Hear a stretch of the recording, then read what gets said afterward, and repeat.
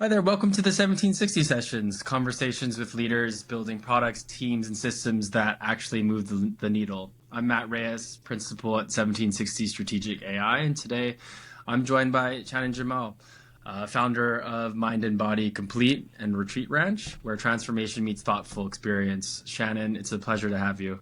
Thank you, Matt. I'm so excited to be here.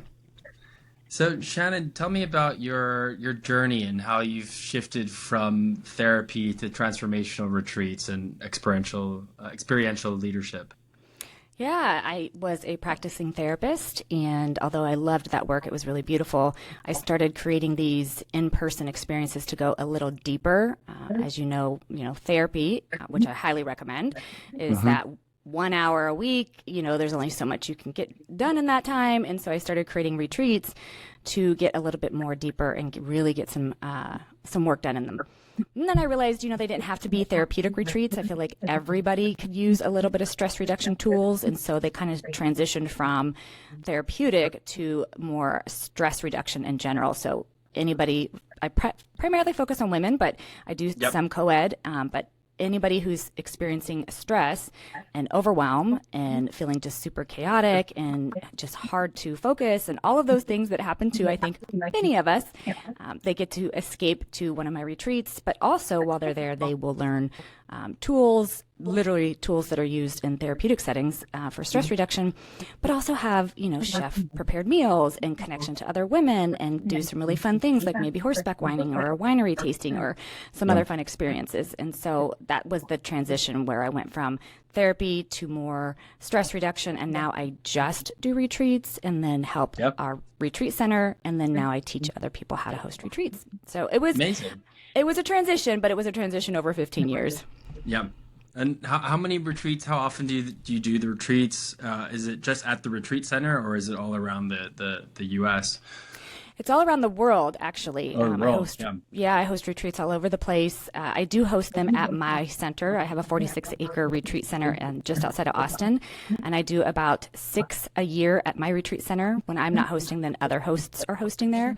And then Yep. I also do them in Mexico. I do them in France. I do them in my brain is blank right now, but all over the place. I've done them all over, and so I'm constantly looking for some fun places to do retreats, to bring this to other parts of the world as well. That's amazing. And I think that's awesome that, it's outside of just your retreats and outside of Texas and, all over the world. What has that been like building that network to be able to have these retreats, to have individuals sign up in France and Mexico and other parts of the world? How has that been for you, building your business, and how have you found that journey in terms of, growing that part? Yeah. I think at first it was a little easier. When I first started 15 years ago, there wasn't as many people hosting retreats, or they were not as easily able to find, right? I Yeah. remember there was a couple of third-party sites that you used for advertising that's specifically for retreats, and it was like me and like 15 other people on there. And now there's thousands upon Yeah. thousands, and since COVID was shitty, let's just say it, but some Yep. beautiful things came out of it, which one of them is that people are now concentrating on their health and they're wanting to, figure out how I can stay healthy and how I need to like take time for myself to figure this out, self-care, all of those things. And that birthed a lot of people in the retreat space, which is amazing. But now it's noisier. So you've got to Yeah. be very, very, very specific. We know this in business in general. You want to have a niche, you want to have your Yep. target market, and you want to make sure you're speaking directly to them. I like to tell people now when I teach retreat leaders, you can't just say, I'm holding a wellness retreat. That doesn't work Right. anymore. Yeah. It needs It's way to too be. vague. It's Yeah. way too vague. You need to speak directly. Who do you work with directly? Is it middle-aged women who are corporate women? Is it stay-at-home moms who are trying to, you know what I mean? Like, you need to be very, very specific. Is it the single dads? I mean, there's so many genres that you could focus on, but you need to be very specific, and then need to have a very specific promise. What are they going to experience, and how are they going to be different on the other side of that retreat? Yeah. That's what you are selling. That's what you're positioning. But Yeah. unfortunately, 90% of the retreat leaders out here are not, one, selling out, two, being profitable, and three, they're being way too vague.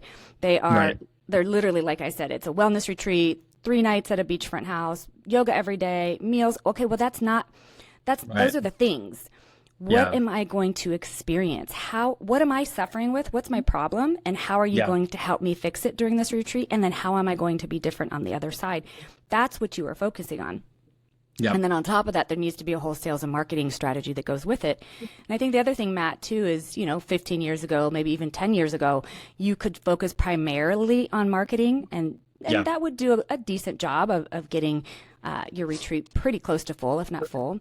But that doesn't Yep. work anymore because there's so many people out there marketing. Right. An example is I read a survey or a study that was done the other day, and it said prior to COVID, you would have 7 touch points. Like somebody would have to see you 7 times before they would then maybe interact with you, right? And this is part of the marketing and sales process. And then there would have to be like 3 interactions before they actually bought, right? So 7 touch points, they've seen your stuff 7 times, and then interaction, interaction, interaction, and then they would buy 7 and 3. Post COVID, it's now 37 touch points and Wow. 10 interactions. 37 touch points. So somebody has to see your stuff 37 times. And then there's going to be something like up to 10 times you're going to have an exchange with a person before they're actually going to purchase from you or sign up with your product. Are there exceptions? Of course, there's exceptions to everything, but I just thought that was really fascinating. Again, it goes to the noise. There's so much out there. Everybody's online. Everybody has a social media account, including dogs, right? I mean, like everybody has Yeah. an Yeah. account now. And so anyway, so it was much easier. It's not as easy for a new person to jump in today, but it is totally possible, just like anything else. You just have to be very niched, very specific. You need to talk directly to your people, and you need to have a strong sales and marketing plan that includes selling, not just marketing now. Now you really need to sell. And you need to make sure that you are talking directly to your people and letting them know how they're going to be different. And that's what you're selling. Amazing. So, in that same spirit, tell me about Mind and Body Complete. What makes Mind and Body Complete stand out as its own retreat? Who are you targeting? What's the value proposition? What would someone who'd be considering going to one of your retreats expect to Yeah. get? How do you put exactly what you said, I guess, in the exact context of that? Yeah. So my retreats that I host personally, not all of the retreats at my ranch, but just the ones that I host Right. personally, Right. we're focused on middle-aged women who are overwhelmed, stressed, and are really kind of at their breaking point. They've lost themselves. They're just not even sure what their identity is anymore. They can't concentrate. They feel like they're always tired. And so they're looking for a place to reset completely. They need a reboot. They need a reset. They're looking for a place to come that they will be held and accepted and feel safe and be able to let down their mask, right? Because everybody wears a mask. They'll be able to let the Exactly. mask down, leave the chores behind, leave the chaos behind, leave the to-do list, leave the email, leave the laundry, leave all of those things behind. Come be loved on, nourished, as well as gained tools that you can take back home and incorporate into your everyday life so that you don't feel like you were feeling when you got there. So that you feel lighter when you leave, but you can continue that. Because that's the other thing. You may learn some things on Yeah. retreat or a seminar or a workshop or whatever, but how do you integrate it into your life? And so we really work on that as well. Yeah. Like here's some tools, and then here's how we integrate it so that you will continue the work that you started at the retreat. And then we continue to support you. We continue to Yeah. check on you, and you've got a community. And that's the other thing. Women at our age, at this stage of life, we feel kind of lonely. Yeah. We're just feeling lonely, and we're going through so many changes, and so much is happening in our body, and there's just all kinds of things.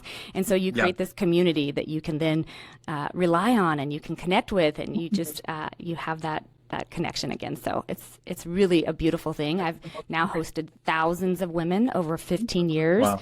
And I'm really, really blessed that I have met truly some of the most amazing women from around the globe. And that's just so cool. That's amazing. That's amazing, and it's incredibly powerful.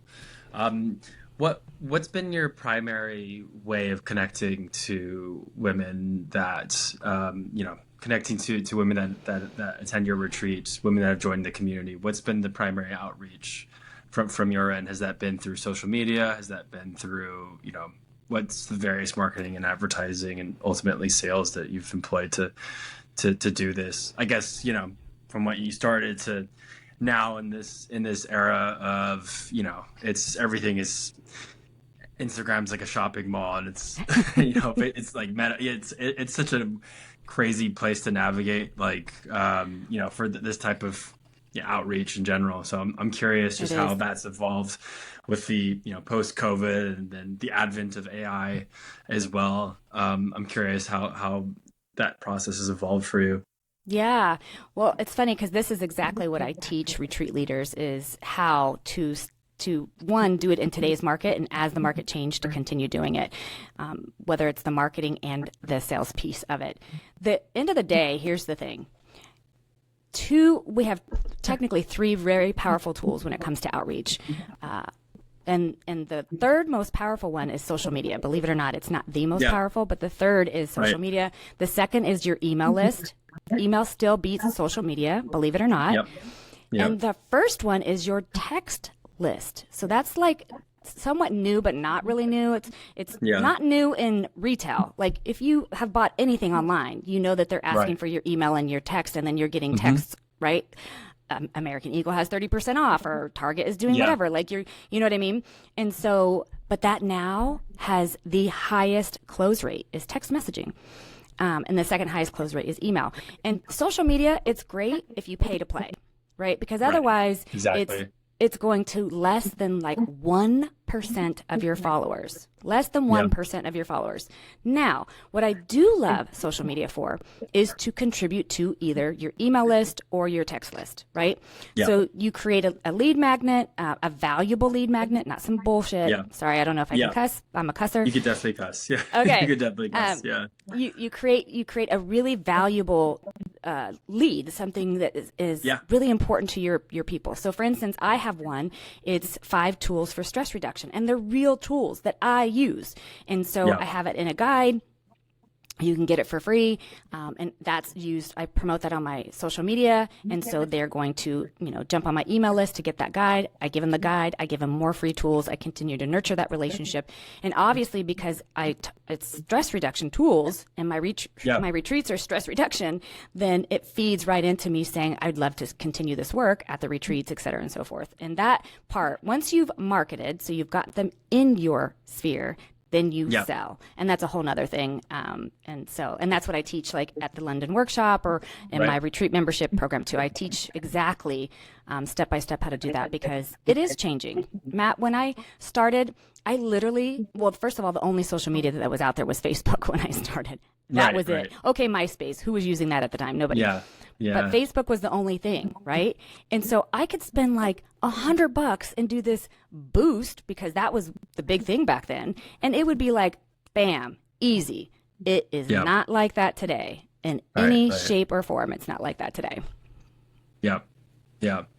And is a lot of this process right now, I guess, building the lead magnet and nurturing the customer, are you doing that all or do you have like a team, below you, doing a lot of that, that you work with that handles a lot of that? Or is this, a solo operation? Great question. I was a solo operation for probably 8 years, at least, Yep. at least 8 years. Yeah. I now have a full-time assistant. And then I have, of course, staff for the ranch, but they're separate. They work Right. just for the ranch. They do only things for Right. the ranch. Isolated. But Yeah. I have a full-time assistant who does a lot of stuff for me. And then I also have a social media marketing company that helps me Yep. with like meta ads, because listen, I'm just going to be honest with y'all. Meta ads, oh my gosh, I don't know what they have done over the last 5 years, but I feel like Yeah. it takes a whole separate degree to really make sure that you manage those properly. And I'm sure if I Yeah. spent enough time figuring it out, I could. I don't want to. And so It's- I have, yeah, I That have is definitely somebody, one area to outsource for sure. right? For sure. Yeah. and so we outsource that. But as far as content, that's me. Always Yep. the content's going to come from me. Whether it's the lead magnet itself, that was 100% developed by me. Whether it's content that I'm feeding my assistant or feeding the social media company, it's coming directly from me. So that's important to me. But I do have, like I said, a full-time assistant, and then I have a social media company that helps me. Because my whole thing is I want to feed into my email lists using Right. social media, because that is Right. a great tool Ultimately. to use for that. Yeah. Yeah. So I guess, I guess a bit of a shift, but you mentioned it briefly when talking about your organization. I want to learn more about the Retreat Ranch. So, how did that come to life? What are the origins of that? How did you, get into that? And I guess, a bit of lore about the space and everything. Yeah. So I would say probably my third year in, somewhere between the second and third year in, and hosting retreats and using everybody else's properties, I've just really realized there wasn't a space that was exactly how I wanted it. Yeah. There's just a certain feel that I want you to have when you step on the ranch. And by the way, I know I've nailed it because now the guests tell me that all the time that come here. But Yeah. I just wanted you to feel a certain way when you came to have a retreat with me, and I just couldn't exactly find it. So I knew I wanted to open my own space, but it still took almost 10 years more to get to that point. And so we started searching.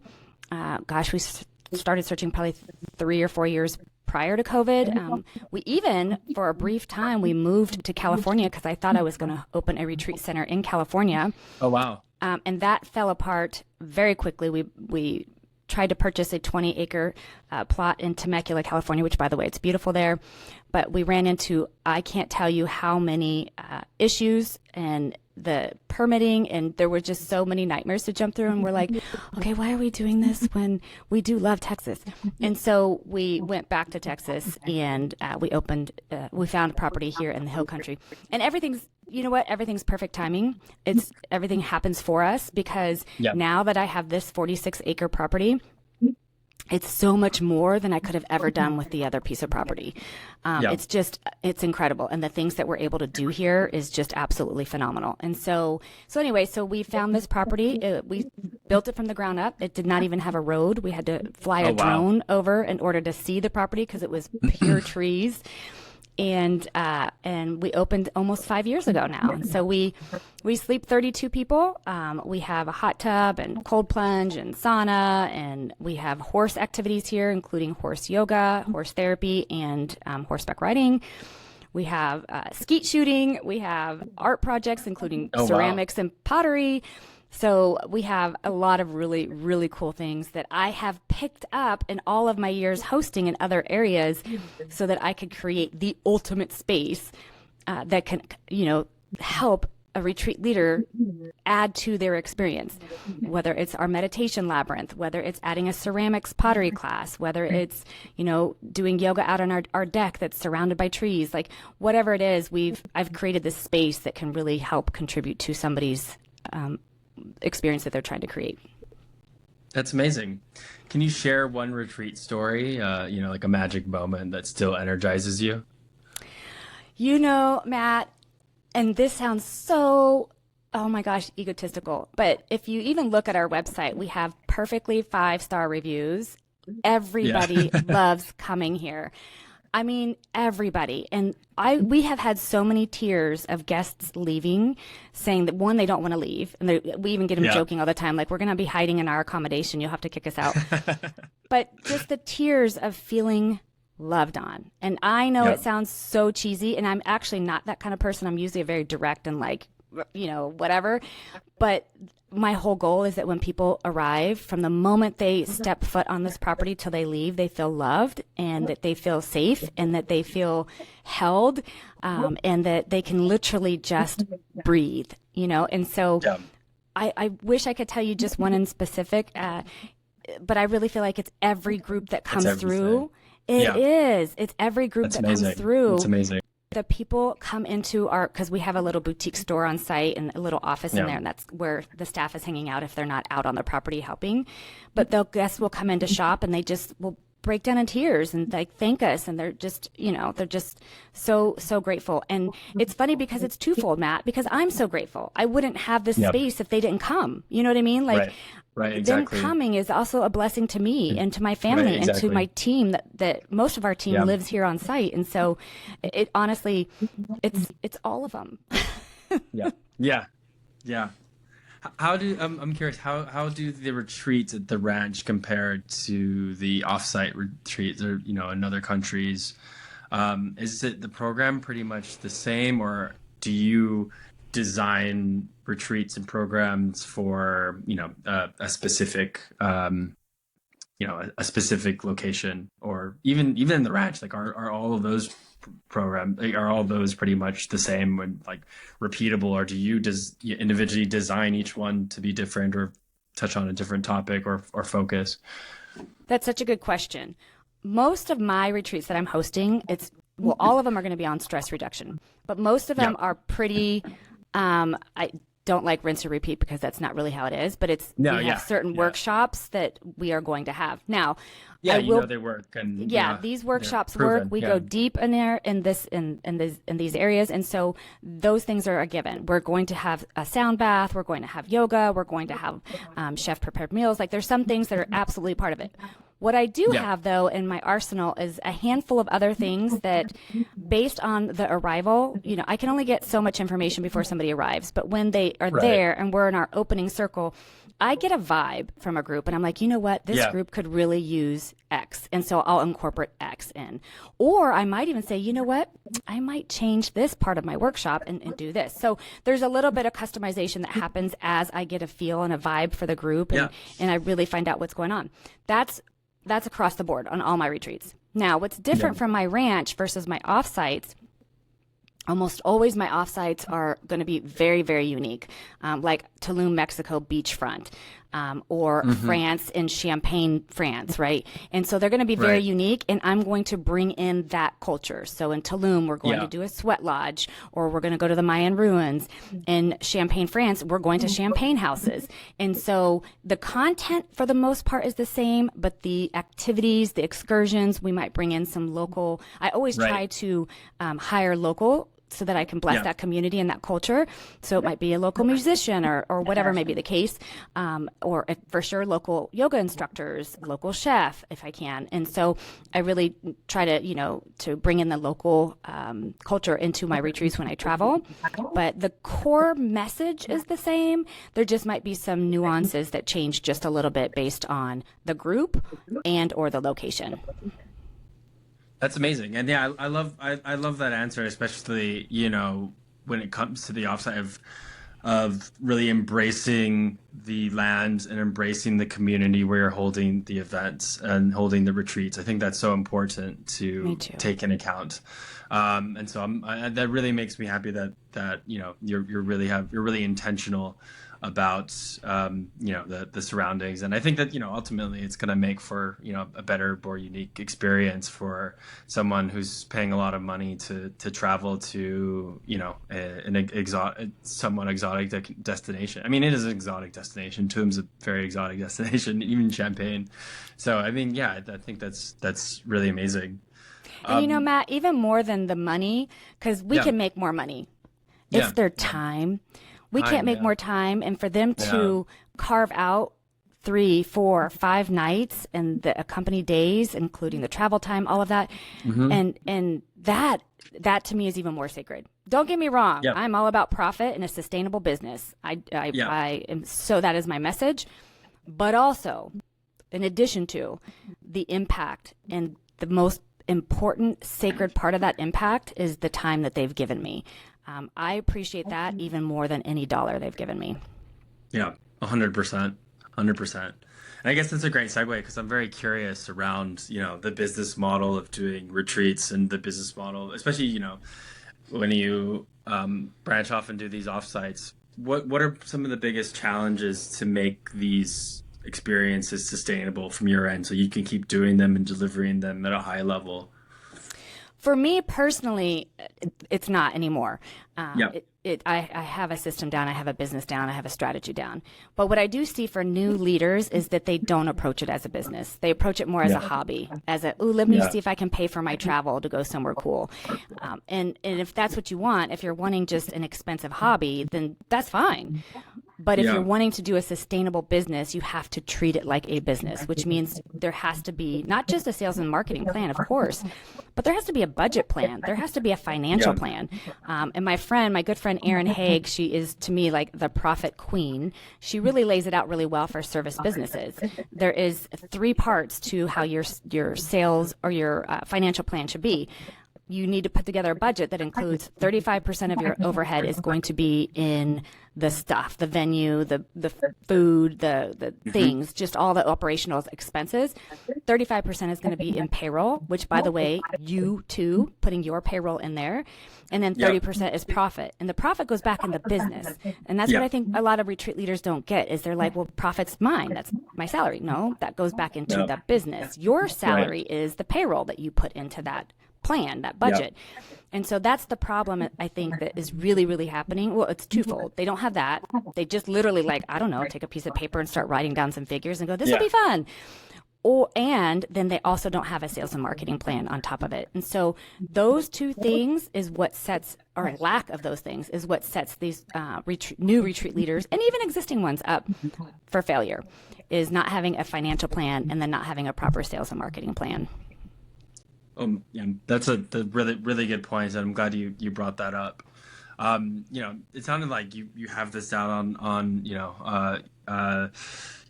have this really figured out in the model. Are there any parts of your model that you feel still are require a lot of manual efforts or amount of work, or do you feel like it's a pretty scalable model and everything is pretty much running pretty smoothly?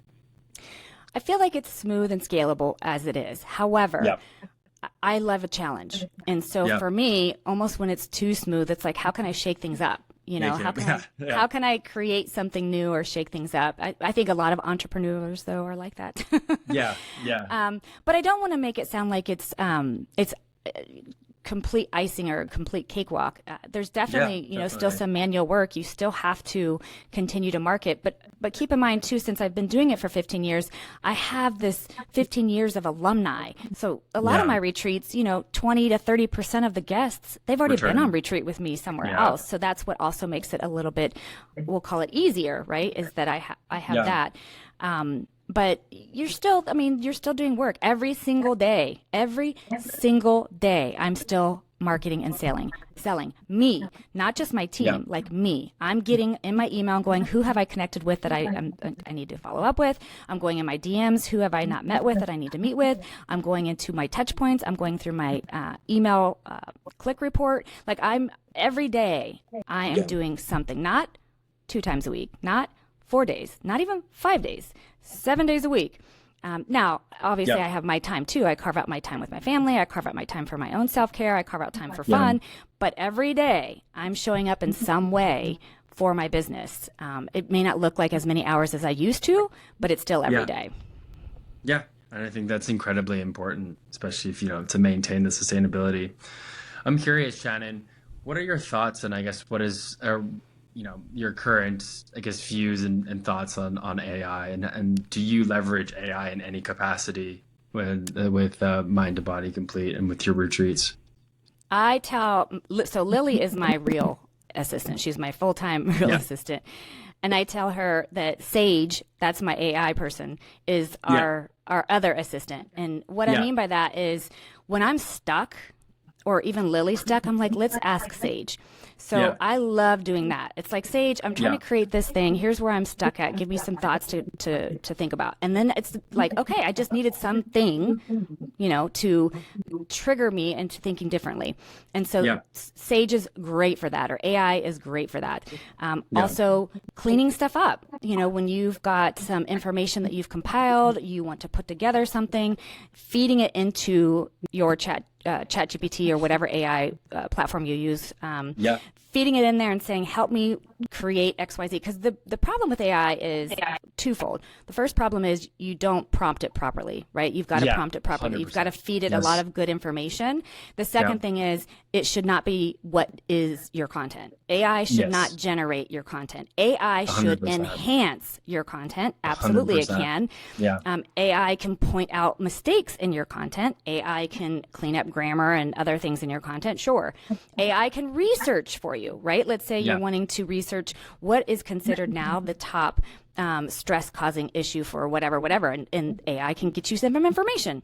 I love all of that work. So I use it for that all the time. I'll use it too. Like I'll take one of my somebody will be in my membership and they'll say, And would you take a look at my sales page? And I'll first have them fill out this whole questionnaire, and then I'll feed that questionnaire into AI along with their sales page, and it will tell me what's wrong with their sales page. And so I love doing that kind of stuff, but it still has to be generated originally from you in there. On top of that, there's other really great AI tools just in general. I know there's more and more every day. I'm trying to stay on top of them, but there's so many. Automation like ManyChat. I love ManyChat that I use in Instagram. It's amazing. Metricool, which is not really AI, but it kind of is AI. I really love Metricool. For posting.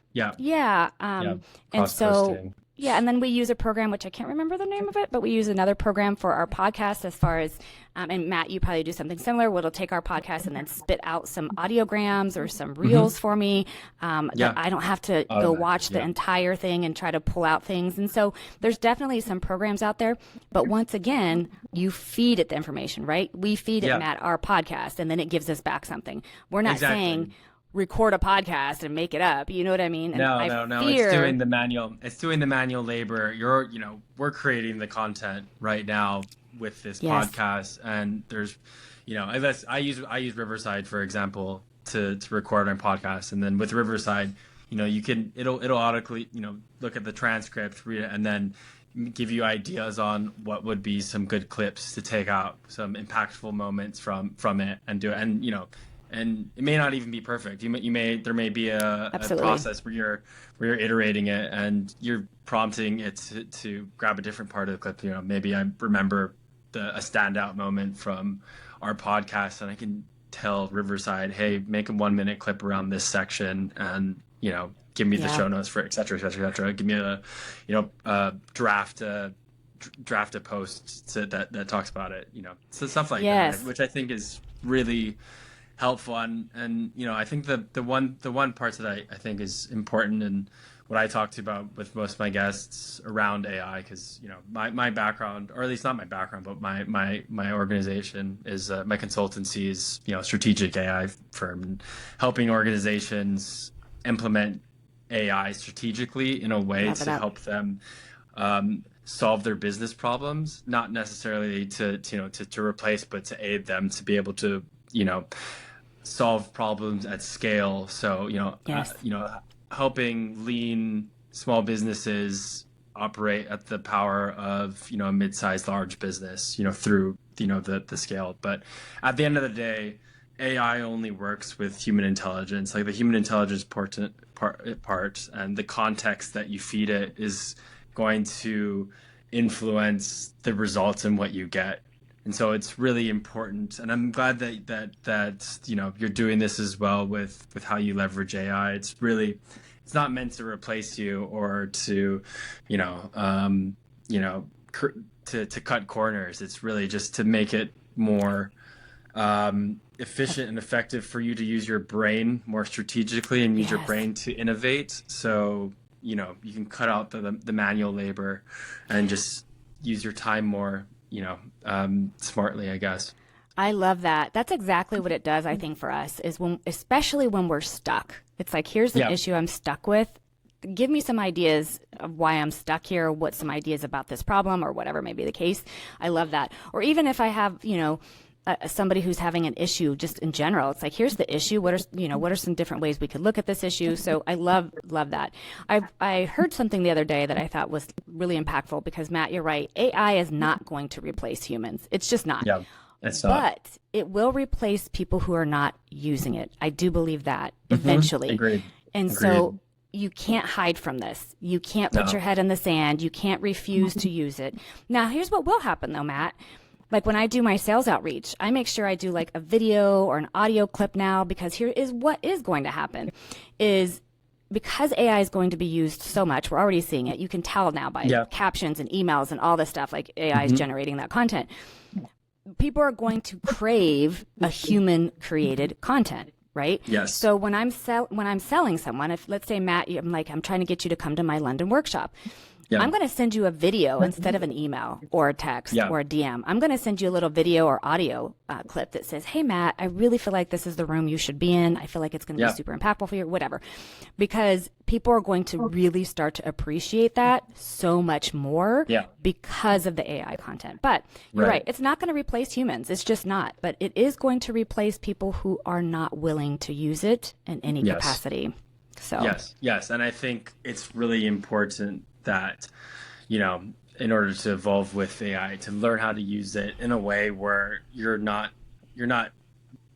uh, you're not demoting your own self. You're not demoting your intelligence and your value. If anything, you're promoting it through AI to enhance yourself, to make you more, make you operate at a 10x, level.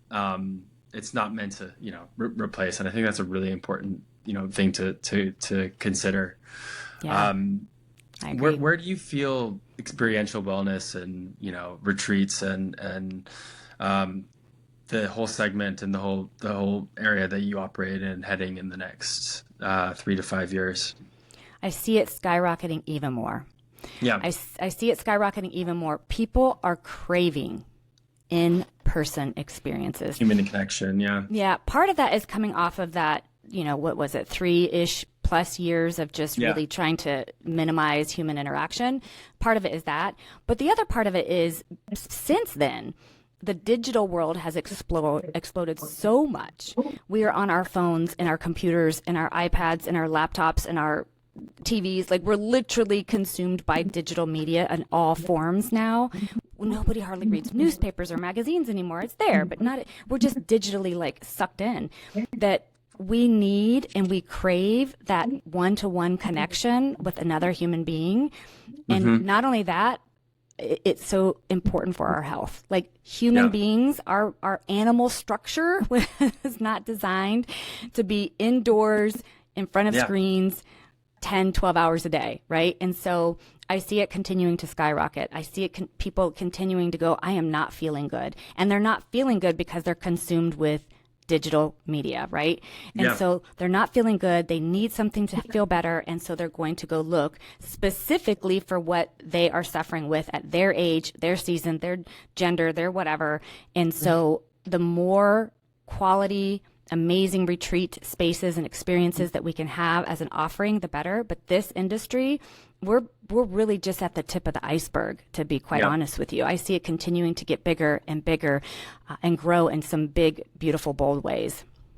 That's amazing. And I guess on that same note, where do you see Mind and Body Complete specifically going? What's your goal for the vision of how you want it to evolve? I'm sure, it's evolved quite a bit since you've done it, but how do you see it in the next, let's just say 3 to 5 years, because that's a long time. So what is your vision for your program?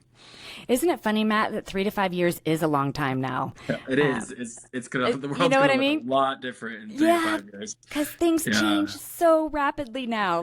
3 years? Are you kidding me? 3 years is crazy. That's crazy. So I think for me in Mind and Body Complete is I am transitioning from hosting as much. So I used to host 8 to 10 retreats a year, and I'm going down to 3 next year, and then I'm probably going to end up going down to 1 eventually. Yeah. And I'm now really passionate about elevating other people hosting retreats. Yep. I want this to be a sustainable business, and over 90% of retreat leaders are not making money. They're literally losing money. And so I want to help them. I have hundreds of hosts that are coming to my ranch. I want to support them. I want them to be successful. Obviously, if they're successful, our ranch is successful, but also the people that come to their retreats, I want them to experience the promise that they're being promised. And so, and to feel good about that exchange. And the only way that really happens is if retreat leaders are being supported and they're learning and they're growing and they're having a sustainable business. And so I see myself transitioning from holding space for the consumer, we'll call it, the guest, but the consumer, to now moving more towards, we'll call it the B2B, helping the retreat leaders to host transformational, beautiful retreats, but also make a sustainable, profitable business out of it, so that way it just can continue to grow and elevate for everybody, the consumer and the retreat leader. And so that's where I really see myself headed more and more. I've done tons and tons of workshops on it. I have tons of programs on it. And I just I just see that growing even more. That's amazing. That's amazing.